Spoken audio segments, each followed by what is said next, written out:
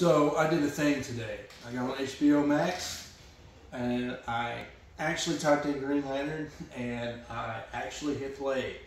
And I didn't get distracted in the phone scroll. I decided to put 11, almost 12 years of outside noise and criticism to rest. I wanted to actually have an opinion about Green Lantern, and I actually wanted to see it. It wasn't just to have an opinion about the movie. I actually wanted to see Green Lantern. I'd seen it one other time, but it was very distracted viewing. I didn't take in the whole movie like I did today. I was just hanging out with a buddy, and it just happened to be on, and we watched it. Back in those days, I was a little less open-minded, and I tore the movie down, but I decided today, 11 years later, to watch this movie with an open mind, an open heart, and let in willpower. Let in the power of love. And watch Green Lantern. Finally, once and for all. I can say that this movie is not as bad as people say it is. I think what hurts this movie a lot is people had expectations when they went into this movie, because I don't think there was a standard. To my knowledge, there was no live-action Green Lantern content in the ether before Ryan Reynolds took the role and the movie was released. So I think there not being a standard, something to draw from that you can say, well, we've come this far as a Green Lantern franchise, as a fan base, as a product. I think that kind of hurts it, because you have all these hardcore fans. Green Lantern's kind of niche. It's not like Superman or Batman. Green Lantern's a little more niche, a little more B-list than Superman and Batman, and you're going to get probably more hardcore fans watching Green Lantern than casual fans, like you would with a Batman or Superman. So I think a lot of that has to do with how this movie was received at the time it came out. I think there's some redeeming qualities about Green Lantern that validates the ever-optimistic Green Lantern fan that still to this day, and I hear it in podcasts and YouTube videos to defend this movie.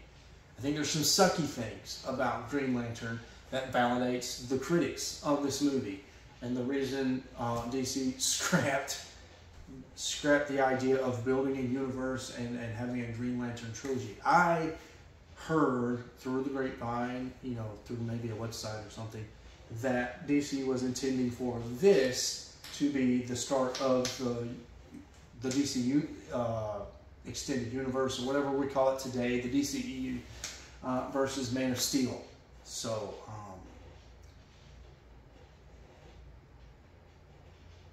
I think it's probably the best choice for DC to scrap it. But again, I'm glad the movie exists. Let's just get the elephant out of the room. The CGI. I think it's apparent with the CGI, part of this movie was made really well, and then part of this movie was rushed. There's moments where I'm really pleased with the CGI when I see Sinestro in general, the way he looks. I thought it was really cool. Back then I was like, he's got such a big forehead, but fast forward 11 years and I've got an open mind about it. Sinestro actually doesn't look that bad. In fact, he looks pretty cool.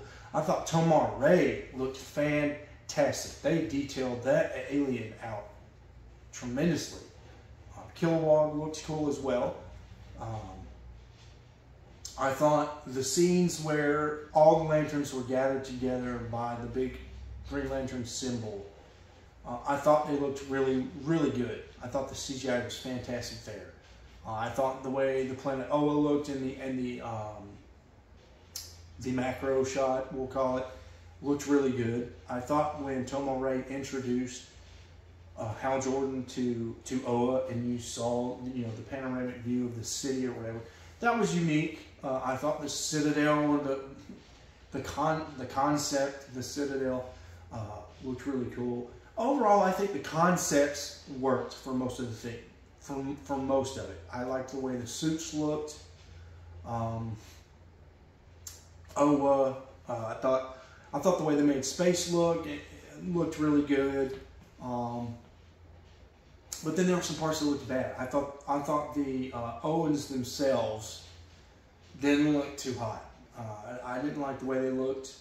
And then my least favorite thing, my two least favorite things about the movie are Parallax. I did not like the way Parallax looked at all. The Owen big four-headed face with the tentacles coming out the side. I don't know what that was about. The only Parallax I've ever seen is either a green or a yellow Japanese type dragon looking deal. And I was hoping to see that when I turned this movie on, and didn't get it. Far from it. And then I didn't like Ryan Reynolds' suit. I thought the concept of his suit looked good. I liked the way the lantern looked, the ring looked. I liked the way the outfit looked. But I thought the execution was poor. It should not, and I will voice this just like everybody has for 11 years.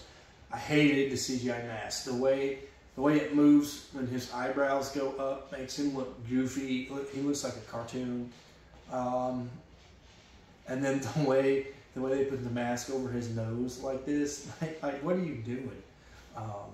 They should have done more like a Robin mask instead of that. That was weird. It almost made him look dog-like, like he was half dog or something. I don't know. Terrible choice to go with a CGI mask. And then there were also some scenes where Ryan Reynolds would walk around Oa. And again, the concept was cool, and some of the shots were clean and nice, but there were some scenes that lead me to believe this movie was rushed, or it was cut and pieced and over-edited and things of that nature, where it was just painfully obvious he was in front of a green screen. It was painfully obvious he was CGI'd from the neck down, and it just didn't look right. It looked like a cheaper video game from like 2003, and it's like, it's 2011 here. What are you doing? What are you doing, Warner Bros? But overall, I didn't hate the CGI. I think the critics are a little too harsh on the CGI. I think if you really just take the movie in and you don't just look to bury it, the CGI is not as bad as people make it out to be. The plot, I liked the plot overall. The idea of Parallax. I like the way that Parallax had to do with killing Edmund Seward, and that being the reason Edmund Seward gives the ring to Hal as he's dying. And then it comes full circle at the end with Hal Jordan being the one to destroy Parallax. I thought Hal Jordan taking him into the sun was believable. I really appreciated that I could believe, Parallax would burn up in the sun versus having enough willpower to chain him up, or whatever. I thought the flow of the movie went well. The only thing I didn't like in the plot, I didn't like Hector Hammond's love interest with Carol. I didn't need that. I thought that was super teenage drama corny. The ugly, frumpy, nerdy, dork guy that all he has is his brain, but he's super unattractive. He can't win over the super hot female, the super hot female lead, but the mega attractive, athletically, in shape test pilot with the cool job and all the charisma in the world and the $1 million smile, he can win over Carol Ferris. That was super corny. I didn't even need Hector Hammond having feelings for Carol Ferris. And to my knowledge, I'm going to have to defer to you, DC or Green Lantern fans, to correct me if I'm wrong. But to my knowledge, I listened to a Green Lantern podcast from a very long time Green Lantern fan. He went through Showcase Presents 22. And then through the first 3 or 4, maybe even 5 issues of Green Lantern, in those early issues, there's nothing to do with Hector Hammond at all. Hector Hammond is not even in, there at the beginning of Green Lantern. So I don't even know where they drew, what storyline they drew Hector Hammond having feelings for Carol Ferris from. And that teenage, like, she's my girl, no, she's my girl, that kind of thing. I didn't like that. That could have been taken out of the movie altogether. I don't want to get on a feminist soapbox, but I do feel like they used Carol Ferris as a plot device to build Hal up, and I don't know if she has ever been used that way in the comics. To my knowledge, I don't think that Carol's been used that way. I think Carol's just been used as an estranged love interest that Carol and Hal just can't get right. They can't get their relationship right. I really feel like that's all it's ever been for them. She's never been like the plot device. Hal needs to, get the courage to go fight Parallax. When I think about willpower, and he's been chosen to hone a ring of willpower, you think Hal can just will himself to go fight Parallax. That's kind of the idea behind Green Lantern. I didn't really like that in the plot, in the story. Hal not having the courage to go fight Parallax. He did seem a little wimpy compared to Hal in the comic books. A little too sensitive. But overall, I did think the plot was cool. I don't have much to say about the plot. I thought it was pretty cool. I thought the scripting was okay. I didn't think that it was overly corny. There were some overly corny characters. I think Hector Hammond's father was way too... He should have been in George Clooney Batman. He was just way too 90s corny for me. But when it comes to superheroes and the whole genre, the idea of a grown man in a costume fighting crime is corny. It's not relatable, as it'll never be in reality unless it's a guy that needs to be locked up in an insane asylum. Let's get real, comic book fans here. The whole idea of superheroes is a little corny. So you got to be kind of fair in the sense of scripting these movies. You can't just say it's overly corny, overly cheesy. Superheroes are cheesy in themselves. So I thought the script was fun. I didn't think it was so bad I couldn't enjoy it. The acting, some of the actors were good, some of the actors were bad. I already touched on Hector Hammond's father. Way too corny, which makes me sad. Big fan of that actor.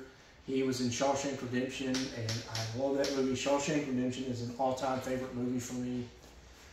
And to see him playing such a corny villain in this movie just wasn't my style. Wasn't for me. And then they had the villain from Angels in the Outfield. Again, another corny character. Carol Ferris's dad.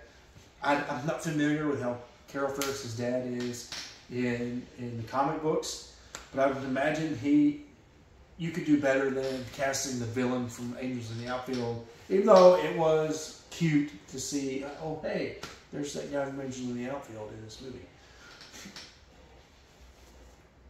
I thought Blake Lively was a little dry. Blake Lively had a chance to really carry the emotion of this movie. She had a chance to be the heart of the movie, and she didn't do that for me, which is odd when you think about what occurred off camera with Blake Lively and Ryan Reynolds. They fell in love and presumptively got married after this movie. And to see her in the emotional scenes in this movie, and it just kind of fell flat. Like there's a scene where she finally discovers he's Green Lantern, and she's scared because he's got to go back to space and fight the bad guy. And she runs over to a post where he can't see her, and she's just like, and he didn't even get a tear, and she's like, yeah. And then the 2 times she's had to build Hal up so he can put on his uniform and go fight Parallax. I don't feel like she did a good enough job building him up. It fell a little flat. I don't feel like Blake Lively's all that great of an actress, I'll be honest. She's just a pretty face on the screen, really. And maybe that's what they were going for. They just wanted somebody to put butts in seats. I thought Ryan Reynolds was actually good. I liked his acting. I feel like he carried the movie like he was supposed to carry the movie. I thought maybe Sinestro's actor was the best actor, but he was neck and neck with Sinestro or right there behind him. And I like to see when he asked the Owens for help or for permission to defend his planet because he had walked away from the Green Lanterns. He was coming back to be reinstated. He said, "There's a line we use on my planet. We're only human." I thought that was a really good line. It kind of hit me. It really hit me in the chest. I thought it was a good line, and he delivered it. I thought his acting was really good. Was it perfect? No. I don't think he was the perfect Hal Jordan. I think the casting was wrong. They should have went with somebody just a little more serious than him. I feel like a Tom Cruise. There were so many times I was watching this movie and I was like, this just feels like a superhero Top Gun. I feel like they should have hired Maverick to come back and play Hal Jordan. I would have accepted, what is he, in his 50s now? I would have accepted an early 40s Tom Cruise being Hal Jordan. It could have worked. But nevertheless, we got stuck with Ryan Reynolds, and I think he did a serviceable job. I think he's definitely not the issue with the movie. Overall, I would place this movie above a Sam Raimi Spider-Man 3 or a Captain America Civil War, aka Captain America Scuffle in a Parking Lot. I know that's a hot take, and you MCU fans are going to get mad. That biased DC fan, he's just a hater. Plenty of Marvel movies I'd put above Green Lantern, but I'm just never. If you've watched me for any time, I've just got a vendetta against Captain America Civil War. I'll never get over it. My mind will never be changed about it. That movie did such a disservice to the event, and definitely put Green Lantern over that movie. I don't feel like it's the worst movie of all time. I don't see what everybody else sees in this movie. Closing comments. If you are a Green Lantern fan and you haven't seen this movie yet, just leave your expectations at the door and just have fun with this movie. Pop some popcorn, kick back, and just have fun with it. Don't expect the greatest movie of your life. But yeah, I think I've said what everybody has probably already said about this movie. I'm going to leave it here. I can honestly say I'm becoming more and more of a Green Lantern fan, and this movie did actually help further that fire. I really want to get active. I've got a DC Unlimited or DC Universe account, so I'm definitely more motivated now to read. The first ever comic book run I was ever introduced to was Green Lantern Volume 2 or 3. The one Kyle Rayner becomes the Green Lantern in. That was my first. That was the first run I was ever introduced to. Green Lantern 36 in that run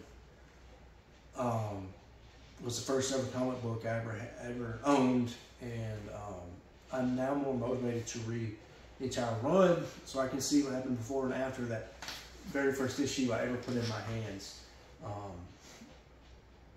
I give it a thumbs up. It's a fun movie. Glad I watched it, but don't know if I'll be revisiting it anytime soon. Till next time, guys.